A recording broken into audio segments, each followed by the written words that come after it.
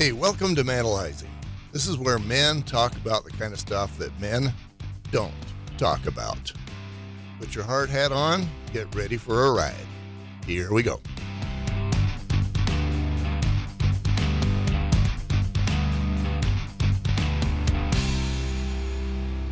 Hey, welcome to Manalizing, where men talk about the kind of stuff that men don't talk about. I'm Garth Haslam. In this interview, I'm talking to Aaron Shields. Now, Aaron is a friend of mine and somebody who I respect greatly. He's one of those guys who just on first blush, he looks like he's got it all. He's a great athlete. He's a great musician. He's insanely intelligent. This man will be the smartest guy in a room, no matter what room he's in. Good dad. He's got it all together, it looks like. He's got a great career. He's rising. He's making a great deal of money, and he is doing well. He's the guy that a lot of us want to be. What do we learn from him? Everything. Here's a guy who, despite appearances, he's got his difficulties too, and he talks about them. And for me, that's reassuring that even the best of us, even the guys who appear to have it all, we still have issues, and we can learn from each other. Here's the interview. I had a friend, Aaron, who in college, he was the one guy who was athletic, he was good looking, he was smart, he always got the A's. We all hated him. His name was Dave Jorgensen, and Dave, someday, somehow, somewhere, if you're listening to this, we still hate you. So, Aaron, you're Dave Jorgensen. Nice. It was to the point where I would explain to him, he would miss a class, and I would explain to him what my notes were, and then we'd go take the test, and he'd get a better score on the test than me. Yeah, he was that guy. Nice. So from my point of view, and I'm sure you'll correct me here, but you're the guy who's got the job. You make a few nickels every month and year. And you know who you are. You're in a nice home. You've got a family that works. And from outward appearances, life is great for you. Now you're going to argue with me, and that's kind of what this is all about. But before we get into all the down and dirty, let's just get you introduced. Yeah, sure. So, where'd you grow up? What was life like when you were, I don't know, 5, 10? Yeah, well, I grew up in a very rural town. My dad loves kids, loves people, and he dedicated most of his life to teaching them and influencing them in different ways. So he's taught school as a school teacher for around 30 years, and then actually just recently changed tack and went back to school and got a couple of degrees and became a speech pathologist. So now he's helping kids actually speak better. But he's always been involved with kids. Now, the downside to being an educator in Utah is that it's not maybe the most lucrative career. We did have a couple of nickels that came home, but I still remember, we grew up very, very poor. And where did you grow up poor at?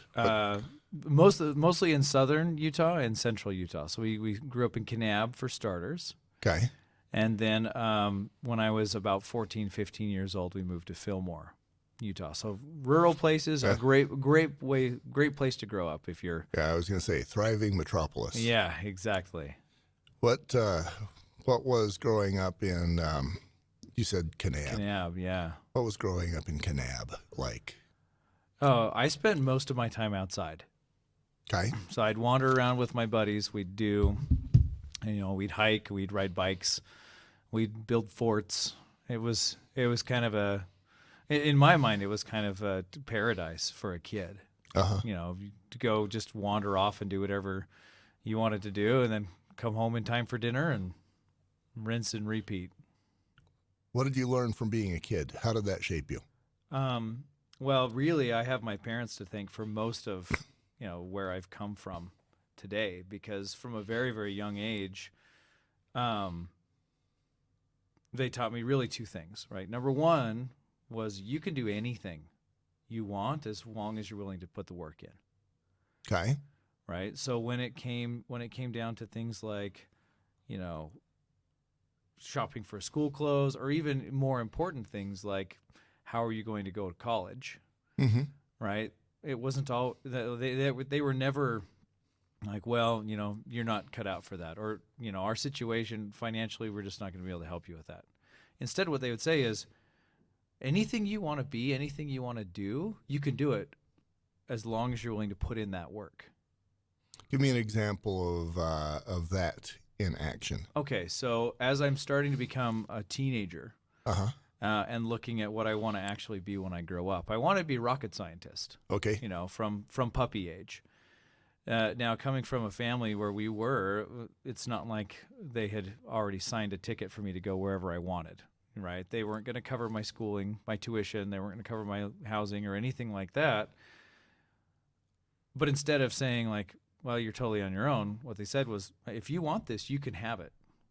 And here are the things that you're going to need to line up to make that happen. Right? So school was important, grades were important, scholarships were important.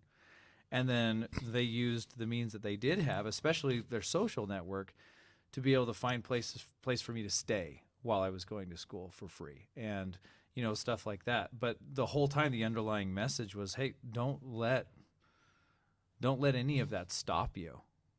Just look like you can do anything you want to do. Just make sure that you line up and put the work in to get from where you are to where you want to be. And how have you used that lesson since that time in your life? Well, I think it instilled in me a lot of confidence to just say, yeah, I can be whoever I need to be, or whoever I want to be in a given moment. And so my career has been really interesting. I did reach my childhood dreams. I went to school on scholarships, and was immediately recruited even before I graduated to work on NASA projects. I got recruited by the Department of Defense, and I was doing the rocket scientist stuff. Mm-hmm. Even before I was all the way graduated. And then my career sort of pivoted, and I moved from that government to aerospace industry work into software, and then from software into coaching. Right. So now I'm a personal connection coach. Connection coach. Mm-hmm. That's a subject we need to cover. We do. Yeah, it's a really, really exciting thing, and really my favorite thing so far. But all of those transitions were possible because I wasn't afraid of failing, or not being up for it, or not being able to make the cut, because I knew that, okay, here's what it's going to take to be successful here. So I just need to acquire these skills and do this work, and it'll happen. Yeah, I have a special place in my heart for that word connection right now. That's the book I'm reading on Audible right now. And it's one of the things that makes a good interviewer, for example. And it's the difference between, in my case, between my first marriage and my second. My first wife did not tell me, she and I had connection issues, but what her thing was, you're an engineer, be an engineer, do what you know how to do. Don't reach out. Don't, if you want to do diving, if you want to do podcasting, if you want to sing, you're an engineer. Be an engineer. Difference between her and Julie, awesome wife number 2, is that she goes, yeah, if you want a studio in the basement, if you want to spend a few thousand on equipment, go for it. It's your passion. Yeah. And that buys connection, that buys appreciation. Sure. So I'm there with you. Connection coach, that's cool. Well, and kudos to Julie too, because a lot of times we try to see life as just a road from point A to point B. Uh-huh. And so you have a lot of people saying exactly what you were mentioning, like, nope, stay in your lane, right? Stay in your lane. But the truth is that life isn't just a road from point A to point B. It's more like this amazing field, or this amazing topography, and there are trails all over the place, but you don't have to just stay on one specific trail, or a trail at all, right? Like, you can go hiking through the weeds. Exactly. If you want to bushwhack, go for it. And I feel like that's a really important aspect that we sometimes miss out on if we're too focused on whatever our lane is, Your so to speak. parents gave you confidence to do anything because they told you if you want to do something, do it. Yep, exactly. How do you have you modified those words with your kids? How do you do that with your own Same kids? same message, right? And my family situation is pretty interesting. We have 6 kids. I grew up in a family of 6 kids, so there's a lot of similarities there. Our kids are not your typical kids, Uh huh. right? They're all really gifted intellectually, but also really challenging. We've got autism that we're dealing with. We've got behavioral challenges. We've got genetic disorders that end up causing us a lot of extra stress and lots of doctor visits. And so in reality, my kids are not going to be things like professional athletes Uh huh. or, you know, uh, pop superstars, Right. right? Some of those things are probably off the table. But instead of saying you can't, you can't, you can't, we do a lot. We do a lot of what Julie does with you, right? Well, what's your passion? What do you love to do? What gets you excited? And let's work on developing some skills and talents there, so that with that passion and excitement comes some expertise where you can actually reach out and serve people. Because really, like, winning in life, both financially and otherwise, really comes down to the number of people you're able to serve and help and your unique capabilities in doing that. I think I would like you to restate that. Winning in life comes down to the number of people you can serve. Yep. Say that again and give me an example of how you've used that. Yeah. Well, so to restate, like, winning in life, let's see if I can remember, is all about the number of people you can serve and help Uh huh. and the specific skills you develop to be able to do that in a unique way. Okay, this time you said specific skills. So now, what specific skills? I know that you are you're an incredible musician. You know, your family just did a band event, and your family, your extended family, your family, Mm-hmm. they're all insanely gifted as well. But Yeah. what I saw was that you're experienced enough as a musician, you're gifted enough as a musician to carry them. You ran what the guitar or yeah the guitar harmonica, and you did vocals all for one song. Is this the kind of thing you're talking about? Having additional skill sets so that you can serve, or Well, sure. So that music is a great example, right? Because it's not just do I have the ability to sing or play a musical instrument or anything like that. It's more about I think the reason that was able to work, right? We go from 0 to 5 weeks later, we play an entire set, rock and roll set for our neighborhood.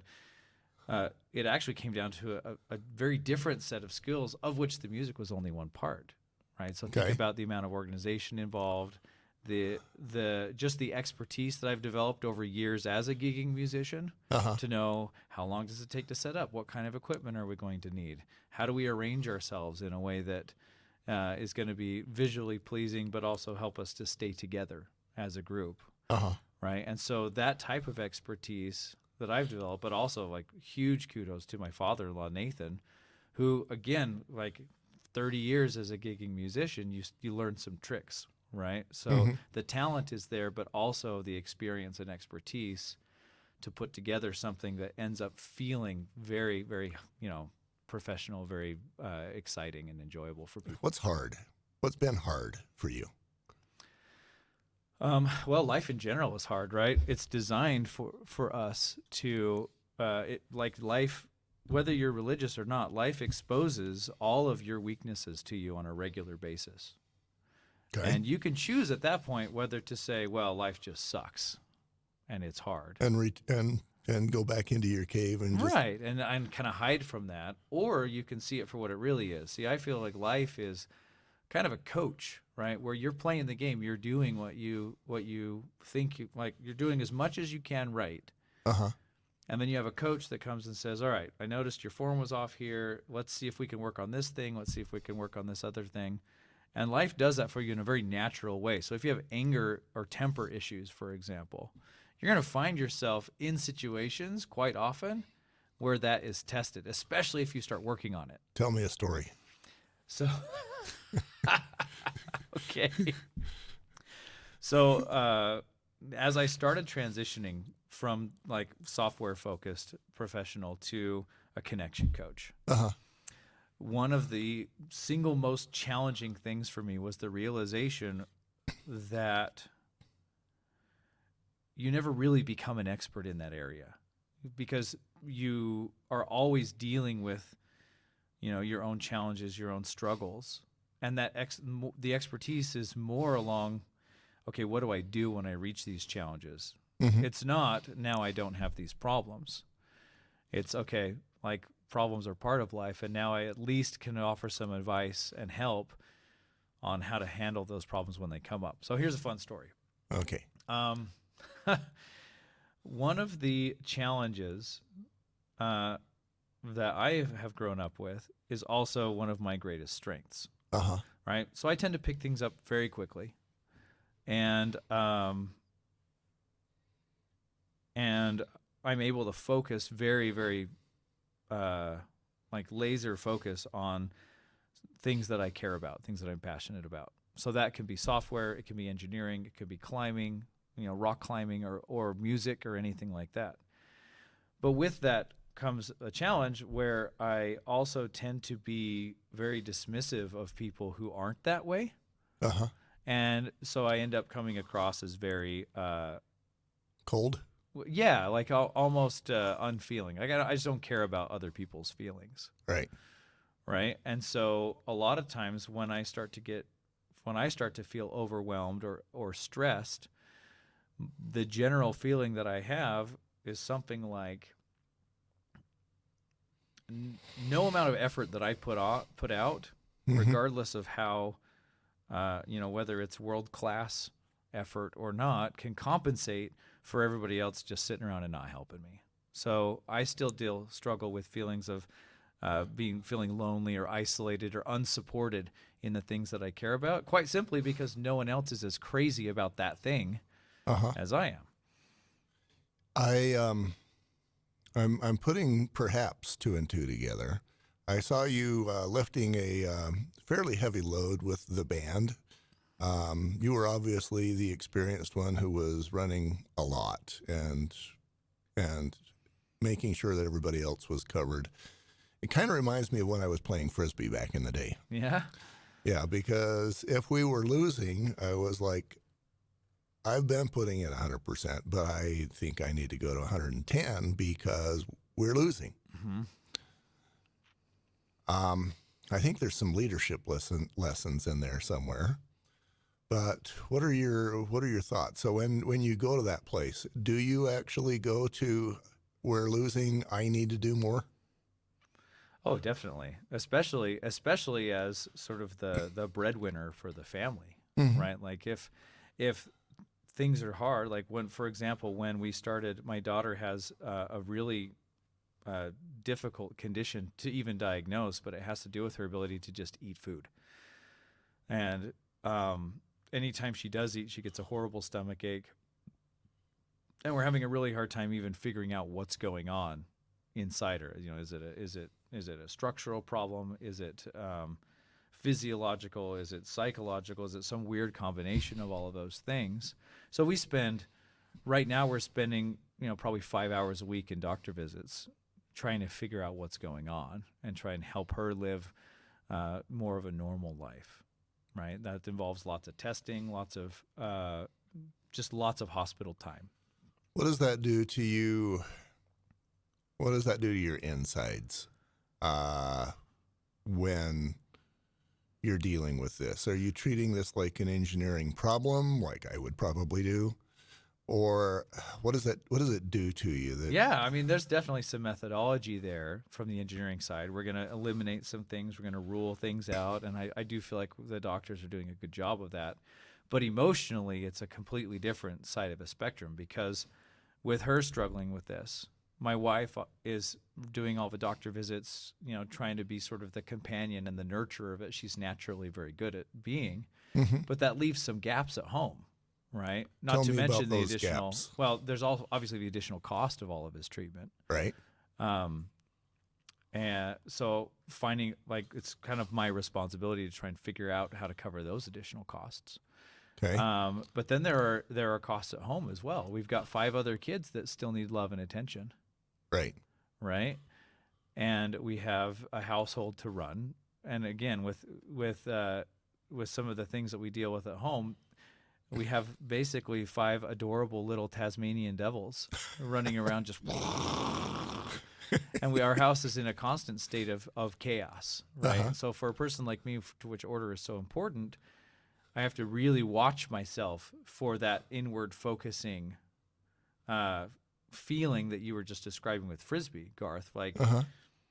it can't be, ooh, these are problems. I need to just shove everybody out of the way and solve these problems myself. That's my natural tendency, right? Like, everybody get out of here. I just got to put this together. Uh-huh. Right. And I think the leadership lesson that you alluded to is like, well, you can do that, but you only have so much capacity as a single human being. Even though that capacity might be amazing, it's still only one. Yeah, that's management. That's not leadership. Yeah. And I am going to guess that that when you're in that place, you're shoving stuff down emotionally.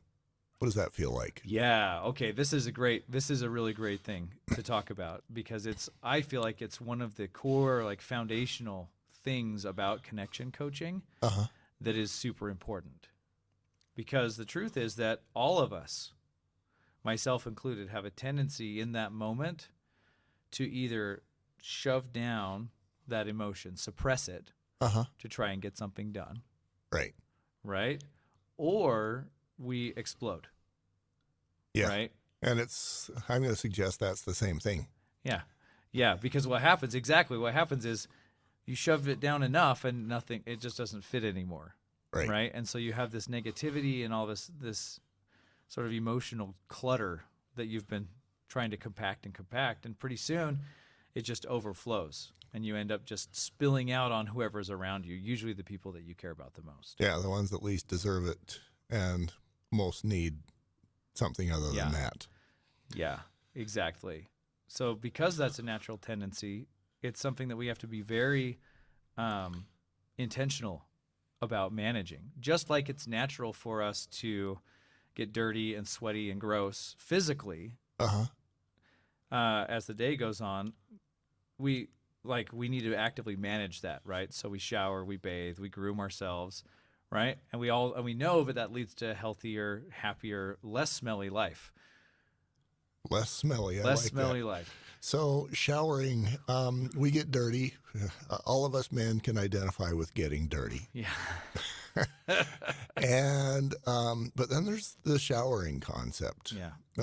Rather than, and I'm thinking of the trash compactor that just compacts and packs and compacts until it can't do it anymore, and then it breaks. Yeah. Well, the fundamental truth underneath all of that, Garth, is that at some point it's got to come out. Uh-huh. And we get to decide at what point that comes out and in what ways. Yeah. So now I'm going from trash compactor to shower. How do we go from breaking as a trash compactor to I'm going to call this an emotional shower. Yeah, perfect. And that's we kind of talk about it in terms of emotional hygiene, Right. Which makes sense. And the truth is that like you'll have experiences through life. Like again, life will show you exactly. It'll poke on all of those parts of you that are soft. And expose those things, right? And with those come very naturally feelings of inadequacy, feelings of frustration, feelings of just wishing that things were different, right? And then feeling trapped because they're not. Right. So if you imagine that emotional buildup the same way you would dirt or sweat or anything else, like it's very important to regularly just get rid of cleanse those. You're just going to wash them out of your soul, right? So one of the guys that I interviewed, Todd Nielsen, good dude. He's a man's man. He's got a man's body. He's got a man's. He can talk to you about knives and guns. He teaches guns. He teaches self-protection. You look at him and you go, there's a dude who Yeah. I wouldn't even want to consider taking him on, even if I had a whole bunch of weapons and he had none. He's that guy. Yeah. And he talked about how, and he's a retired cop. He talked about one day when he came home having liberated a bunch of 6-year-olds who'd just been raped. Wow. And among other things that he did, he was involved from the cop side in human trafficking.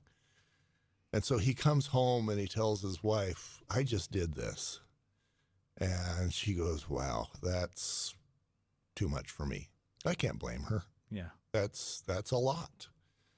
And so then he turns to his next best friend, and that was Jack Daniels.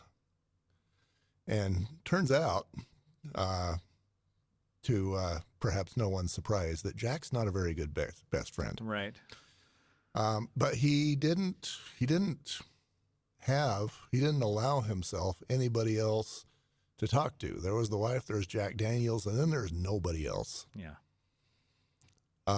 So now let's go back to that question. And let's say that you're actually the coach for Todd, and the scenario could be any one of 1,000 stories that are similar. Sure. We don't allow ourselves, we think about the wife, but sometimes we don't want to admit it to the wife. Maybe she's the problem. Maybe we think she's the problem. Maybe. But how do we cleanse ourselves of the emotional baggage? Yeah. Well, having a coach in the first place is definitely the first step. And that can be an official, a life coach or a connection coach like me.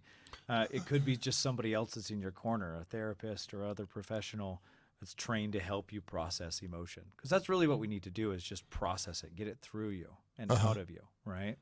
So in a situation like that with Todd, I would probably be focused on, okay, well, rather than forcing all of that emotion down, let's unpack it a little bit and allow ourselves in this safe space to experience some of that emotion as part of letting it just kind of come through us. Right? So a lot of times that ends up we, as human beings, we're made to emote, right? A toddler throwing a tantrum is a very natural thing. And as we grow up, we are trained out of that. Yeah, we are trained out of it. Don't cry. If people see you cry, then you're X or Y or Z. Right. Or people say, "Hey, you're fine." And that's supposed to magically repair any damage that has been done, over the course of your entire life. And it's just fundamentally, it's just not true, right? So the first thing is to have a space, somebody in your corner where you can express that emotion in whatever way makes sense to you. If you're not a very emotional person, then it might mean just journaling or just writing out, how it went, how you felt, what it was like. Right. And a lot of times that's one of the first go-to things that we do for people managing big emotions. And it can be in a scary, police officer type scenario. It could also just be, I'm a single dad and it's hard. And sometimes I think things about my kids that I know I shouldn't say to them, so I'm going to bottle them up. Well, what happens is eventually it just comes out on them anyway. Yeah, at the least appropriate time. At and the least appropriate way. time, right? And so what we want to do instead is release that in a controlled environment. How have you done that? I write a lot. I do a lot of writing. In fact, I have kind of two journals. One of them is the things that I want to remember, and the other is the things I want to forget. That's awesome. It's really, really nice. And they're even color-coded. So the things I want to forget is a yellow notepad, paper. And I write that stuff down, and it can be as gross or dirty or angry, whatever. I'm just pouring all of that negativity into that paper. And when I'm done, that paper goes away. It's destroyed. And I'm not talking like I throw it in the garbage. Right. Like I tear it up. Sometimes I'll go outside and I'll burn it, put it in the fire pit and just watch all that go away. And then imagine it's a very real feeling. If you've poured all of that negativity into that object and that object is being destroyed in front of you, there's a very real emotional release that happens as well as that just goes out of your life forever. Your daughter that has the stomach issues. Yeah. I would imagine, because I would do this to myself, that you've probably told yourself that there's something wrong with you because genetics, that she's got this issue, she's in pain because you. What does that look and feel like? Yeah. So same story. And again, there are different ways to do that. Sometimes it's paper. Sometimes. So the other day I got really frustrated because of some situations that I was dealing with professionally. So not even the family. Right. I ask people to do stuff, they don't follow through. I end up on the hook for it anyway, and the thing falls apart. So I get real frustrated. Well, I wasn't feeling very righty at that time, right? Like I didn't want to sit down and express all my feelings that way. So what I did was I stepped out of my office. My office has a door straight to the outside. So I stepped outside and I just started picking up rocks. We got plenty of rocks. Our yard's not finished yet, so I got lots of rocks. And I picked up a rock and I just let all of that frustration go into the rock, as much as that rock would hold, and then I just chucked it as far as I could across the yard. I think that we should be really careful before we discount things like the nature of our connection to the world around us. That includes people, but also things, objects, plants, animals, even the earth as a whole. There's a lot more connection there than I think we have the sensitivity to appreciate. There is the scripture in the New Testament where Christ was saying, if you do this, even the rocks would cry out. Right. So that brings the question of, do the rocks have some form of life to them? Yeah, well, I could talk for hours on my opinion there, but I do feel like, okay, so back in the day, in medieval times, it was really hard to do something like central air. So what they would do to help people stay warm is they'd heat rocks up in the fireplace, then they'd carry the rocks to bed in sort of a container, right? And then the rocks would keep you warm overnight as they gradually release that heat. So I kind of picture the same thing happening with other emotions, and anger, for example, can feel very hot. Right. Right? So if you could imagine just pouring that up and then chucking it out somewhere where it's not going to do any damage and allowing it to dissipate over time, that's kind of how I picture that emotional exchange. And I'm going to hit this quickly and then walk away from it, but maybe it's possible that the rock can actually take some of your stuff. Yeah, I like I said, I feel like if we were more sensitive to the nature of the world around us, we would learn all sorts of things that right now we just maybe brush off. So, hardest thing in your life that you can talk about, what was it? Oh, man. So many options. No. It's there was a really big pivot point in my life in 2012. Okay. So I was your school was always kind of a walk for me. I was very naturally gifted at a lot of things.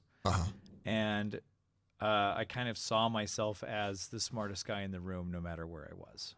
Which was probably true. Well, it depends on how you measure it, because from an emotional intelligence perspective, I was definitely not in the top, 80%. Okay.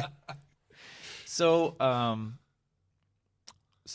it's 2012. I've been in my career as an aerospace engineer for probably 6 years at this point. And again, used to being right more often than not. And I traveled with my wife across the ocean. We went to Sweden, where I had spent some time as a missionary. And we were visiting in the home of a really good friend of mine that I connected with really strongly while there as a missionary. So we're staying there for a few days. And after about 2.5 days, this friend of mine says, look, I don't know how it's to say this, but you've got to leave right now. And I never want to talk to you again. Well, And before I knew it, we were standing with all of our suitcases in a foreign country, just kind of wondering what in the world happened. yeah. So not just like I had some minor disagreement, but I had just been expelled from this home, thrown out of this person's home that I really cared about. I had no idea why. And I had no way of asking, because from that point on, the communication line was cut. Was gone. So for being such a smart person, I was completely blindsided by this. Uh-huh. And that started sort of this journey that's led me to connection coaching, because what I realized was I was completely ignoring all of the needs and feelings of that person, because that was just kind of how I did things. And because this person was a little bit introverted as well, there was no communication happening at all before the big explosion. Yeah. And at that point, it was too late to do anything. And he'd stuffed it down. Exactly. And that happens in marriages too. We stuff it down until the marriage blows up as well. Yeah, exactly. And at that point, it's kind of, a lot of times it's beyond repair, or considered to be beyond repair. And so that opened up a huge hole in my life, where I realized that for as much as I knew about science and physics and engineering and things like propellants and the way that engines worked and all of this stuff that I thought was so cool, I had no idea how a person worked emotionally.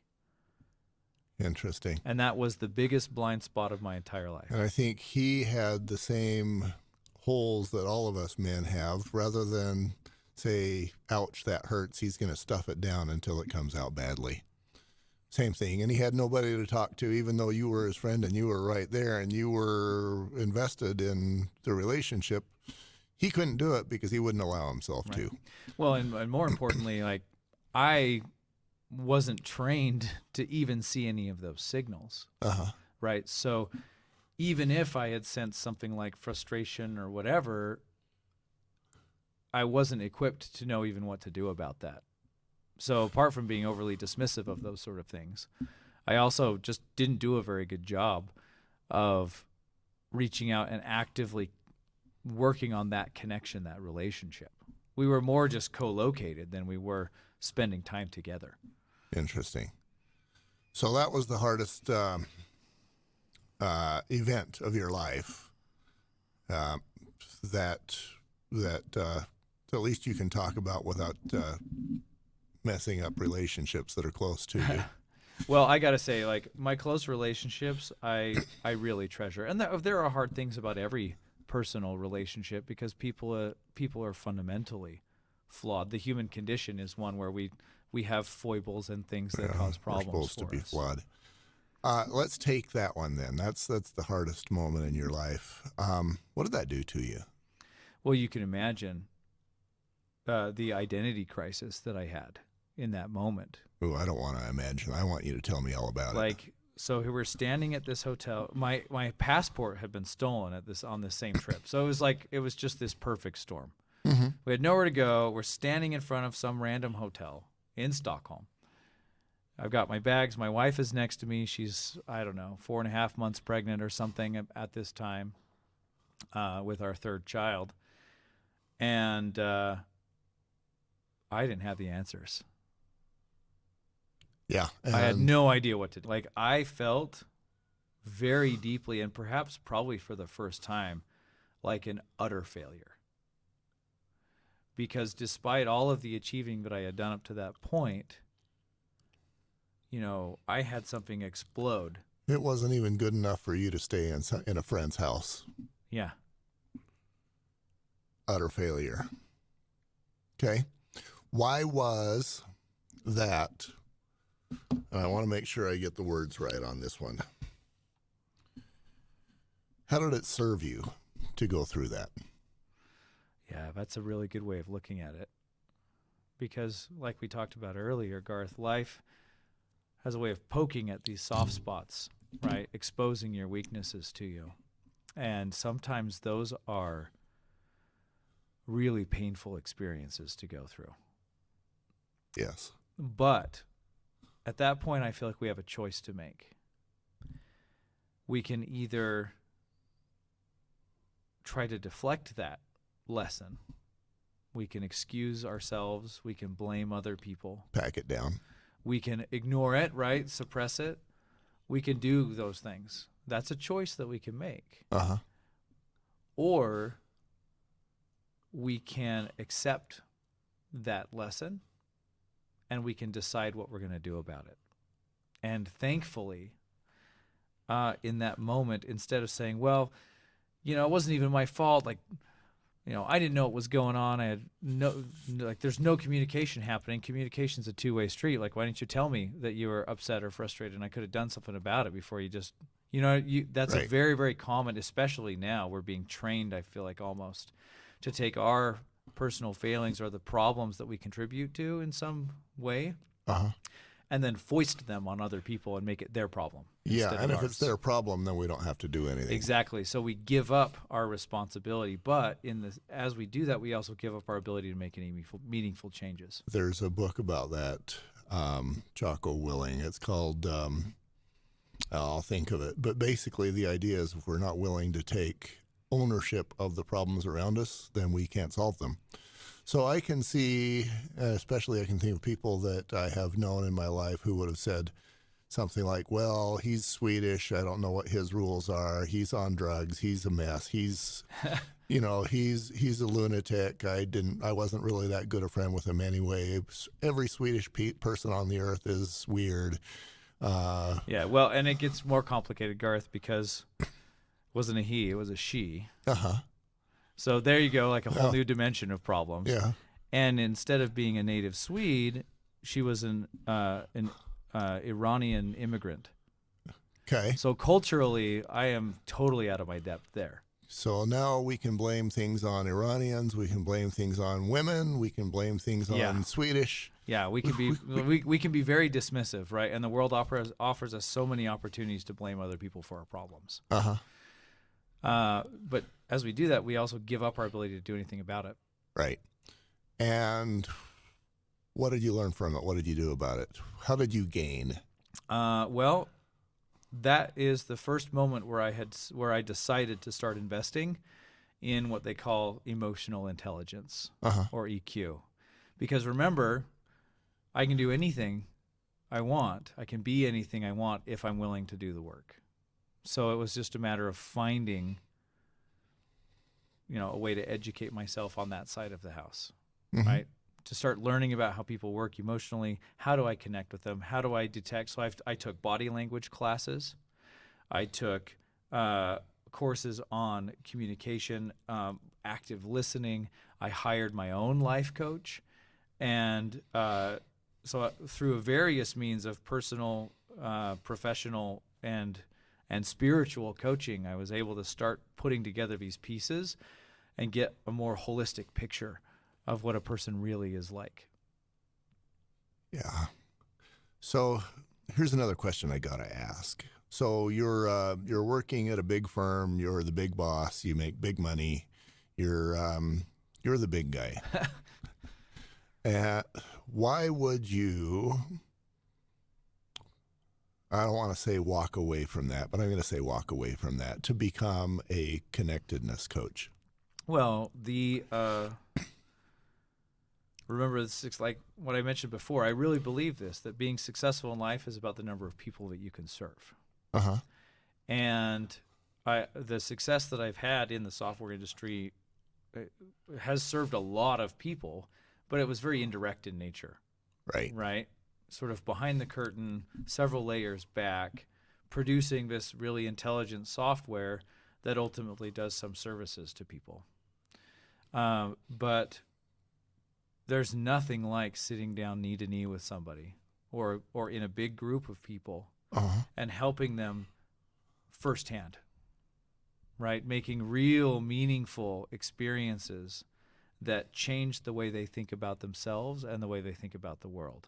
And to me, there's no greater feeling than coming out of a coaching session like that, where someone has just had, or many people have just had, a big breakthrough and see the world in a completely different way now.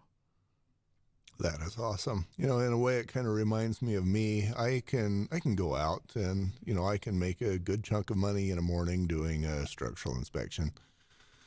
And for the person I did the inspection for, they're almost always very grateful. Sure. But I haven't really changed anybody's life. I just paid the bills that day. Yeah. And for me, sitting here talking to you, me and you, and two microphones, this is this adds value because there's a dude somewhere in Tallahassee that's listening to you, and he's saying, "Oh, I can do anything I want to do, and I am willing to pay the price." And maybe even knows an Iranian from Sweden, and maybe things are rocky, and he can actually be the one that says, "Hey, let's do X. Let's do let's talk. Let's be more." Yeah. Well, and there's definitely two sides of that as well, right? Because when we feel frustrated, I feel like it's really important, and maybe sort of the core message of this episode should be, hey, emotion is natural. You're not broken because you're frustrated or angry or depressed. There's not something wrong with you. That's part of the human condition. We just need to make sure that, just like a lot of other physical processes, we have special spaces designed to eliminate that to stuff. manage that. Yeah, I think the people who are most broken are the ones who can't or don't talk about their issues. I think of some veterans that I know that are unable to talk about wartime experiences. And even when I was around them at 6 years old, I could tell they were emotionally broken because they had deep, dark stuff that they could talk to nobody about. So I guess for me, it's the people who can't or won't let stuff out. They're the ones who are broken. So I guess my moral for this of the story for this episode is, don't let that be you. Find a way, find a rock, find a piece of paper, find I'm going to say ultimately, ideally, a coach or a friend who will listen. Yeah. Well, and I would even urge caution there, because there's a difference between like processing an experience or versus just venting. We call it venting, but it's really just taking all of our problems and anger and frustration and dumping it on another human being. And we got to be careful there. If that person isn't trained to just pass that right along, then we might end up doing more harm than good. But individually, like I said, paper is great. Inanimate objects are great. Sometimes you just need to go out in the middle of nowhere and just have a good old-fashioned tantrum. I'm serious. Like, scream and shout. Scream, yell, say things, and a lot of times, I've helped people who have really deep-seated issues from childhood, and sometimes they've been victimized in some way. But the aggressor, the person who caused the damage, is no longer around. Right. So what do you do in situations like that? Well, I say you can still have your side of that conversation. Interesting. Right? So you can go somewhere and you can say the things that you need to say. If you'd rather write them, write the things you need to say. Go to his grave, go to the place, or you could even, I know people who believe that you can call a particular dead person forward so that you can scream and shout at them.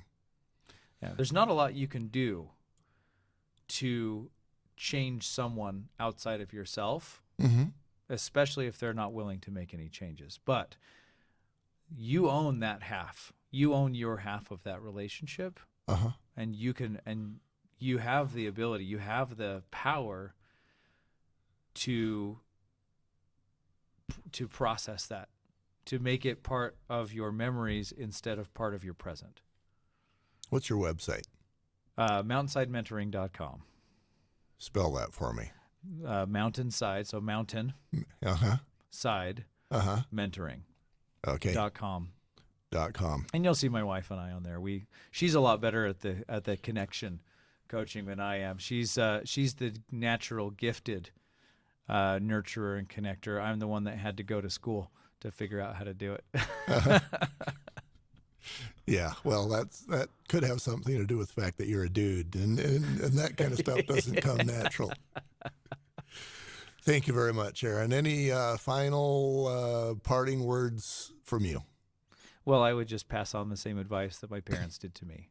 Whatever situation you are in life, whatever your current circumstances are, you have the ability to make changes. You can become whoever it is you want to become, as long as you're willing to put in the work. And I hope that you'll find somebody who can get in your corner and help you make real meaningful progress towards that person.